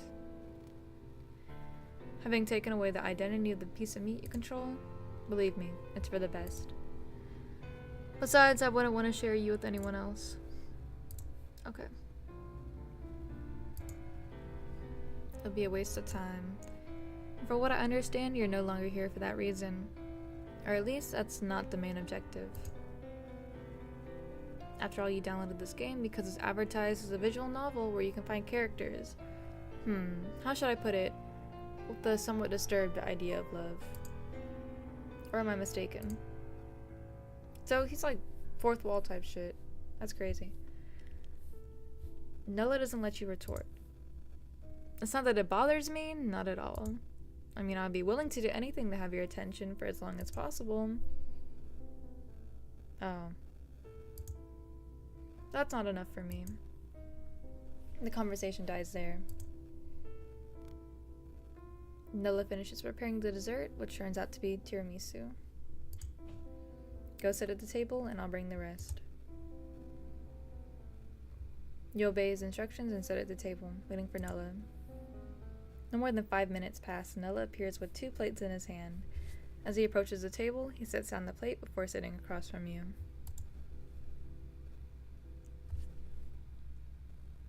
It's been a long time since I sat down to eat with anyone. Feels nice.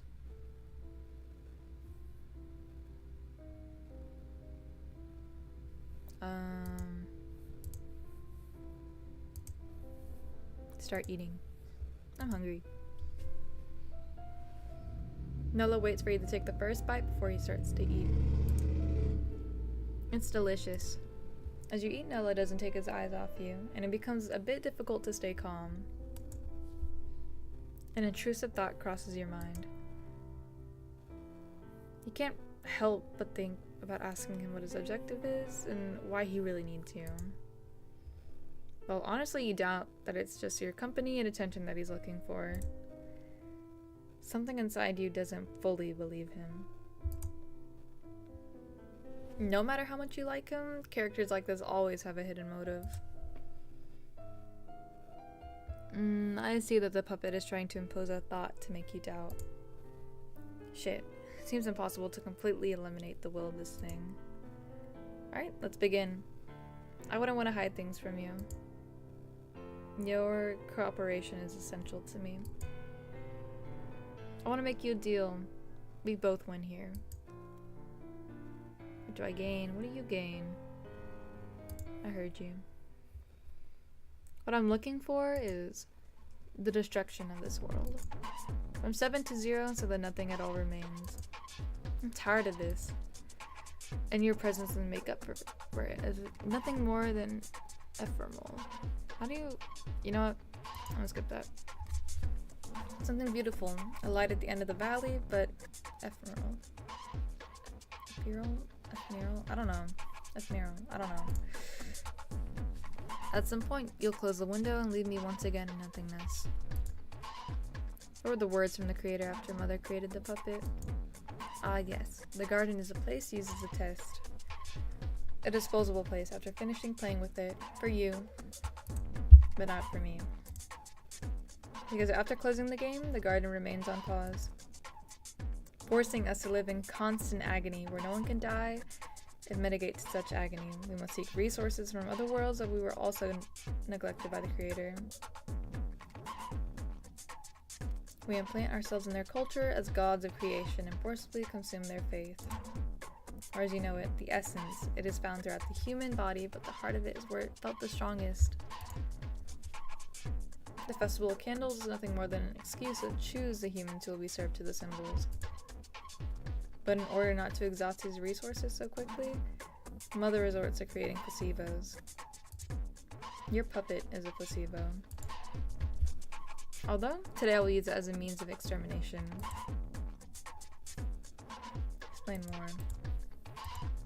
Huh, it feels good to be heard. You make me blush. You see, the puppet has become a means of confirmation thanks to you. Having someone from the higher plane observe and read everything that is happening allows for change. Without you, I cannot eliminate anything, as there is no one to confirm that change. It's like the paradox of the falling tree. If a tree falls in the forest and there's no one to hear, no one to see or hear it, does it make a sound? I feel like it does make a sound. No, the answer is no. For the sound to exist, someone must perceive it. But it's more so... I feel like the sound does exist, but it's just not going to be heard.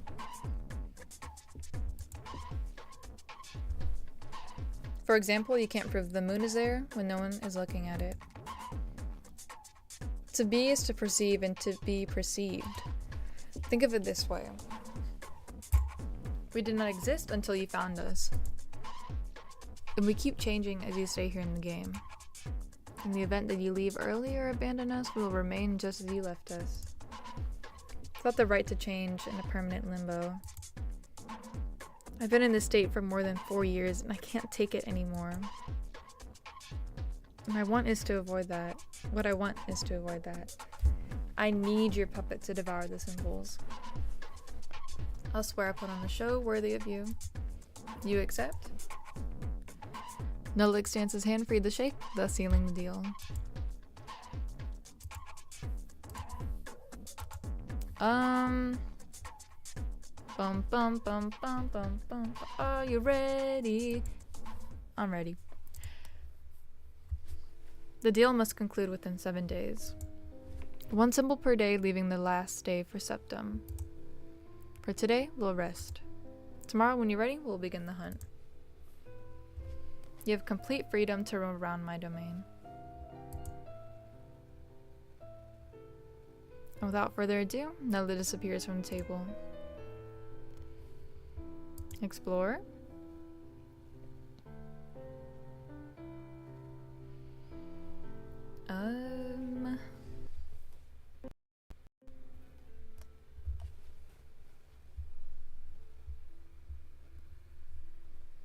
Give me 1 second.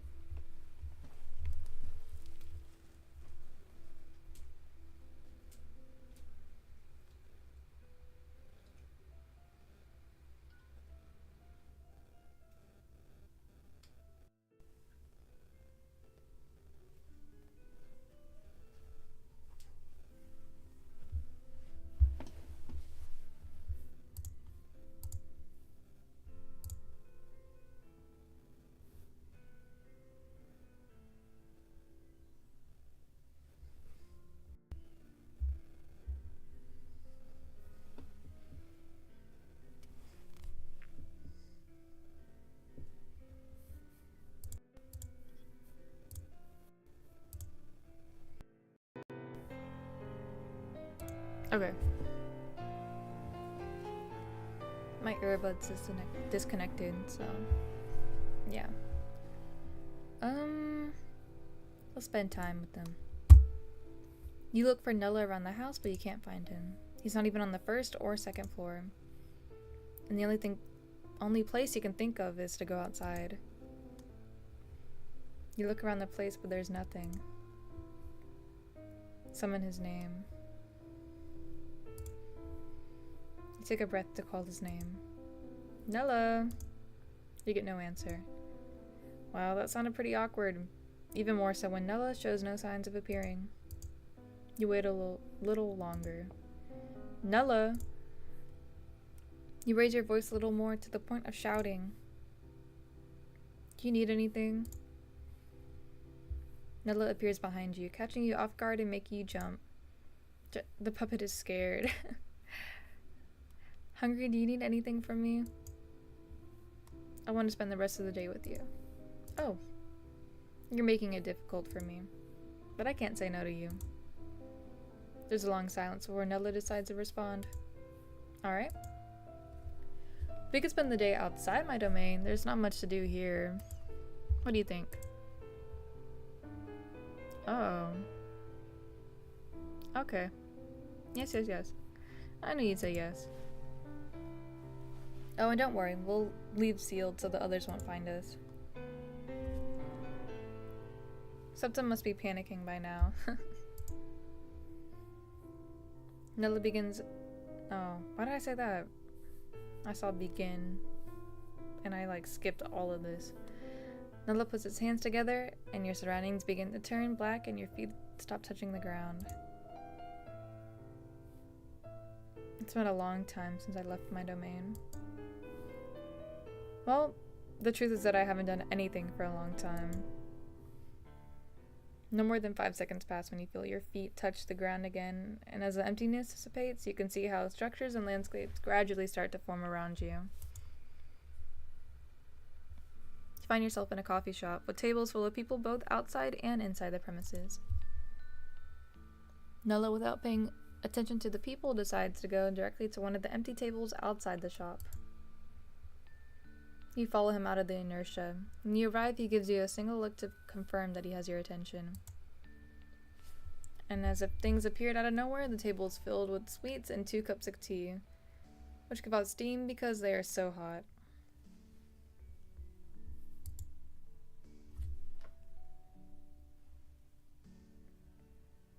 Oh my god, how long have I been streaming? Go ahead. He pulls out the chair for you so you can sit down like a gentleman. Once settled, you realize that Nella looks at the street with some nostalgia. Before, I like to walk around the others' domains and observe their people. But I wonder what it would be like to be them. What dreams or goals do they have? What is their purpose? Not anymore. Why is that? Because I realize that they're nothing more than an illusion. Oh. Nella sighs. They're there for show. They're not entities with their own consciousness. Just a mask that serves to decorate the scene. Nella takes its eyes off the street to look at you. What do you think would happen if I pulled out my gun and shot someone here? Of course a mass of people would react to that, but more than that, no. Nothing would happen because neither the crowd nor you care. Absolutely nothing. There would be no real consequences or real loss. Surely that poor being will not even have a name, nor family, nor dreams. Nothing. Well, we're not here for me to talk about things that are not interesting right now. But it's a shame that I can't listen to you. Nor do you have the possibility of writing to me so that I can understand you. Just so damn dialogue options. Something very one-sided. But I'm satisfied just looking at you through the glass. Nella takes a sip of his tea and then slams his free hand on the table. Ugh, it's bitter. The face he makes you laugh a little. You don't like it? I can't stand bitter flavors. Now you confirm that Nella has a sweet tooth. So surely the coffee you drank at home must have had at least 3 or 4 tablespoons of sugar in it. Because coffee is one of the bitterest things that exist. Time passes relatively quickly as you listen to Nella speak. His voice relaxes you to such a point that you begin to feel a state similar to lethargy. When you're about to fall into a kind of hypnosis, you feel Nella placing his hand over yours to get your attention. He squeezes it gently before opening his mouth. Do you want to go back to my domain? You accept, nodding your head. Thank you for spending time with me. I'll see you at night. Hours pass and Nella tells you it's time to rest because the puppet needs to have all its energy for the next day. You walk to a simple room with a bed and a nightstand. We'll start with Quater. She's the weakest of the 7. Because her eyes? You ask, remembering what Fame said at the hotel. Indeed. Hungry, I have to warn you that once we start this, the garden will begin to crumble little by little. Without Quater, there will be no moon. Without D, the stars will disappear, and so on. I understand. Okay. You slip under the sheets and settle into a sleeping position. Nella looks at you with a half smile, and it seems like he wants to do something more. Oh, hell no. But he retracts when he notices that he has gotten too close to you. See you tomorrow. Good night. After that, he leaves the room and turns off the lights. You wake up feeling a presence on your left side. When you turn your head to see what it is, you find absolutely nothing. You stay there, blinking slowly as you remember everything that happened. Good morning. Nella appears at the door with a tray in his hand. I made you breakfast. Nella waits for you to sit down so you can place the tray in your hands. I was visually to your liking, because you can't try it. Huh. Eat in silence as Nella starts babbling on about mundane things, and you wonder how long he's been waiting for someone to listen and pay attention to him. Well, he talks a lot. Honestly, it seems like he's been kept under confinement until your arrival. When you finish eating, Nella makes the tray disappear while you watch in shock. Quater's in her temple, but we don't have to hurry if we don't want to. We have all day, there's no rush. Nella gets out of bed and places both hands on his hips. What do you want to do now? I'll go for Quater. Or save, I guess. And then we go to Quater. I think now's a good time to tell Nella you're ready. So you tell Nella your decision. Okay. Up to Sela so that we go unnoticed. I'm sure Septum has already informed the others. Nella makes signs with his hands and whispers words that you can't understand. We're ready. Without further ado, you are swallowed by the portal that rises from the ground. Both of you are surrounded by total blackness.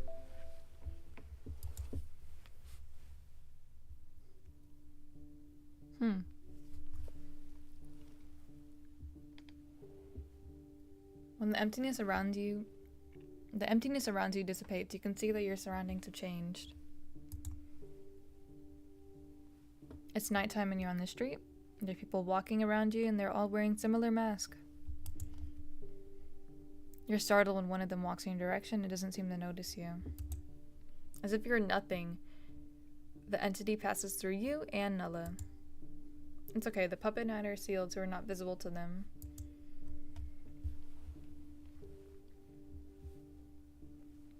Nella starts walking through the streets and you follow him. You both walk in silence because Nella seems to be focused on something. From time to time, he stops to look around. In those pauses, you decide to gaze up at the sky, searching for the moon. There it is, so big and majestic, illuminating the streets with its tender light. Then you look at the entities still walking the streets and you wonder, what will happen to them after you devour the symbols? She's hidden in her temple. They know what's coming. You look at Nella and realize that he appears more serious now. A complete change from what you're already used to. So much that he doesn't seem to be the same person. Once again, you're swallowed by the portal that rises from the ground. And you reappear in what you assume is the Temple of Quater. The construction is imposing. As you look at the peak of the temple, you realize it is designed to focus on the moon and make it part of its composition. If they told you that this world was dying, you wouldn't really believe it. Don't take your eyes off me.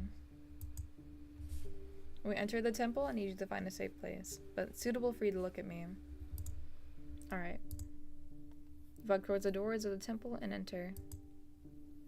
In front of you, there's a figure stealing. Why did I say huge figure? Oh my god! There's a figure kneeling near the altar. She is kind of huge though, I'm not gonna lie. Nah, I need to stop. I'm just playing. Some equator. Nella disappears through the portal, leaving you on your own.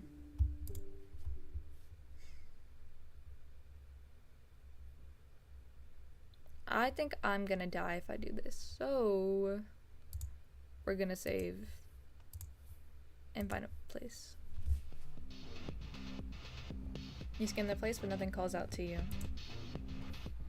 That is until you see the second floor. It's a place with a wide range of vision, allowing you to hide from whatever happens below. Carefully go up to the stairs to the second floor. You stand between the railings and search for Nella with your eyes. He appears again from the ground and looks back at you, signing for you to remain silent. He draws his gun. He prepares to shoot and... oh. Another figure appears from Nella's side, impacting directly on its body. Without waiting for Nella to get up, the figure materializes a scythe. They swing around towards the black-haired man's neck. Oh, and without much effort, they slice off Nella's head. You hear some laughter. Nella! Oh. Your scream draws the attention of the entity that has severed Nella's head as the other rises from the altar to walk around his body. You take your gaze off Nella's body to see how the entity slowly rises above the ground as if floating. It's coming towards you. The entity lands beside you and observes. Septum, I found what you're looking for. Without saying much more, the entity grabs you by your clothes and throws you to the first floor. Before hitting the ground, an invisible force catches you and gently places you on it instead. Don't stop looking at me. That's Nella's voice. You focus on Nella's body, which, despite no longer having a head, rises and catches the symbol of the moon off guard. 100 hands emerge from the ground and grab Quater by the limbs, submitting her before Nella. The woman screams and Nella forcefully pierces her chest. By the time the entity in red clothing realizes that something is happening to her companion, it is already too late. Nella holds in his hand something that resembles a heart, and Quater begins to disintegrate little by little. The entity is grabbed by the same hands that have subdued Quater. Wretch. Nella takes his hand. Nella takes his time walking towards you, and in the process, his head regenerates from the same substance the hands are made of. But his features do not. D. I didn't think you'd be here. You're an easy prey when you're accompanied. You trust too much. But there's no choice but to get ahead with the work. That said, a hand rises from the portal and pierces D's chest.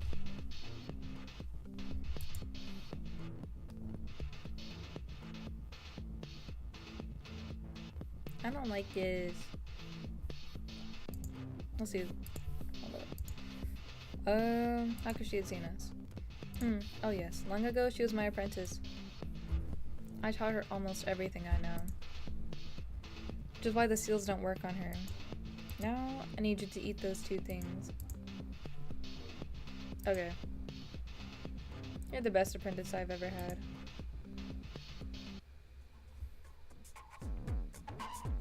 Now fuses both spears and holds them up to your mouth. In a moment, his face and features begin to reform in front of your eyes, returning to his characteristic smiling face with strands of hair that adorn his forehead. Your body instinctively resists a little, but Nella, using his free hand, opens your mouth by pressing between your cheeks. Your mouth now open, he places his thumb on your tongue to keep it in place. And he quickly pushes both spears into your mouth. Ugh. There's no taste of the... What is that? But the gelatinous texture of the organ is unpleasant. Well done, you look very good. I would give you a kiss, but... to hell with it. Wait, what? Nella gently holds your cheeks and plants a kiss on your lips that leave you breathless. It's like kissing a doll. I really want to get out of here and kiss you.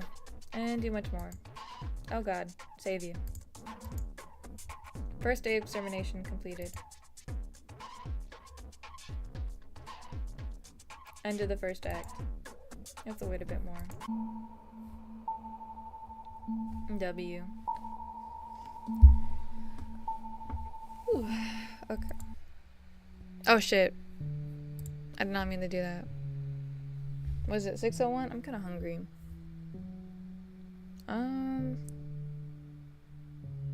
Yeah, I think I'm gonna end the stream here.